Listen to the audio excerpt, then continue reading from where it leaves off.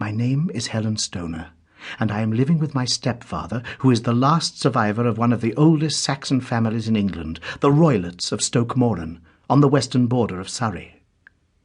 Holmes nodded his head. "The name is familiar to me," said he. "The family was at one time among the richest in England, and the estates extended over the borders into Berkshire in the north and Hampshire in the west. In the last century, however, 4 successive heirs were of a dissolute and wasteful disposition, and the family ruin was eventually completed by a gambler in the days of the Regency. Nothing was left, save a few acres of ground and the 200-year-old house, which is itself crushed under a heavy mortgage. The last squire dragged out his existence there, living the horrible life of an aristocratic pauper. But his only son, my stepfather, seeing that he must adapt himself to the new conditions, obtained an advance from a relative, which enabled him to take a medical degree, and went out to Calcutta, where, by his professional skill and his force of character, he established a large practice. In a fit of anger, however, caused by some robberies which had been perpetrated in the house, he beat his native butler to death, and narrowly escaped a capital sentence. As it was, he suffered a long term of imprisonment, and afterwards returned to England a morose and disappointed man. When Dr. Roylott was in India, he married my mother, Mrs. Stoner, the young widow of Major General Stoner of the Bengal Artillery. My sister Julia and I were twins, and we were only 2 years old at the time of my mother's remarriage. She had a considerable sum of money, not less than 1,000 a year, and this she bequeathed to Dr. Roylott entirely while we resided with him, with a provision that a certain annual sum should be allowed to each of us in the event of our marriage. Shortly after our return to England, my mother died. She was killed 8 years ago in a railway accident near Crewe.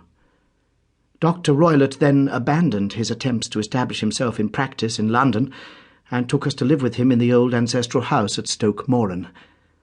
The money which my mother had left was enough for all our wants, and there seemed to be no obstacle to our happiness. But a terrible change came over our stepfather about this time.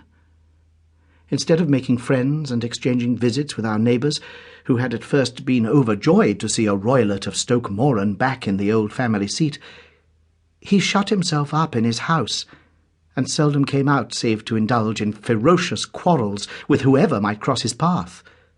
Violence of temper, approaching to mania, has been hereditary in the men of the family, and in my stepfather's case it had, I believe, been intensified by his long residence in the tropics.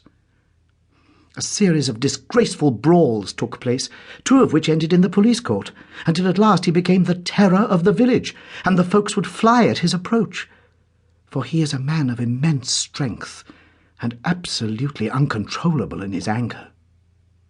Last week he hurled the local blacksmith over a parapet into a stream, and it was only by paying over all the money which I could gather together that I was able to avert another public exposure. He had no friends at all, save the wandering gypsies, and he would give these vagabonds leave to encamp upon the few acres of bramble-covered land which represent the family estate, and would accept, in return, the hospitality of their tents, wandering away with them sometimes for weeks on end. He has a passion also for Indian animals, which are sent over to him by a correspondent, and he has at this moment a cheetah and a baboon, which wander freely over his grounds and are feared by the villagers almost as much as their master.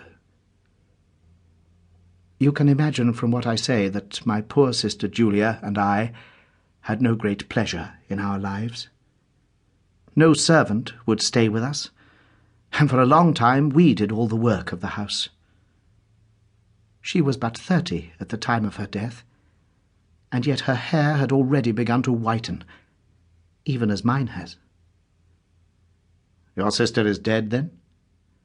She died just 2 years ago, and it is of her death that I wish to speak to you. You can understand that, living the life which I have described, we were little likely to see anyone of our own age and position.